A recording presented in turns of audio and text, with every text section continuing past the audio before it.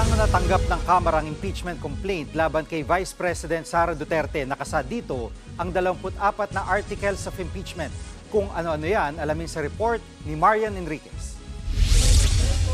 24 articles of impeachment sa ilalim ng 4 na grounds. Ito ang isinampa ng mga naghain kahapon ng impeachment complaint laban kay VP Sara Duterte. Unang ground ang culpable violation of the Constitution at graft and corruption. Sinasabing bigo raw si VP Sara na ipaliwanag ang paggasta ng 125 million pesos na confidential funds ng OVP noong 2022. Mali rin daw ang paggamit ng mahigit 2.7 billion pesos na confidential funds ni Inday Sara noong alkalde pa siya ng Davao City. Nag-iwan din daw ang bise ng halos 7 bilyong pisong unliquidated cash advances noong DepEd Secretary pa siya. Kasama rin dito ang anilay rigged na bidding para sa laptops at ibang electronic devices sa DepEd. Sa ikalawang ground naman na bribery, kasama rito ang nasa higit 100 milyong piso na nakuha umano ni VP Sara at ng amang si dating Pangulong Rodrigo Duterte na napunta sa kanilang personal accounts mula 2007 hanggang 2015. Kasama rin umano si VP Sara at kanyang pamilya sa nakatanggap ng suhol o pondo mula sa mga kilalang drug personalities.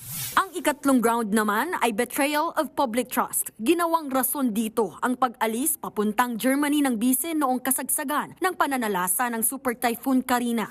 Iniwan umano ni VP Sara ang responsibilidad niya sa bansa. Bigo rin daw ang bise na tumindig sa pangaharas ng China sa mga barko ng Pilipinas sa West Philippine Sea.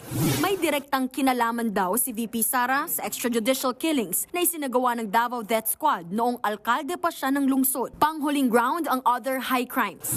Kasama rito ang pagbabanta ng bise na ipapapatay sina Pangulong Bongbong Marcos, First Lady Liza Araneta Marcos at House Speaker Martin Romualdez.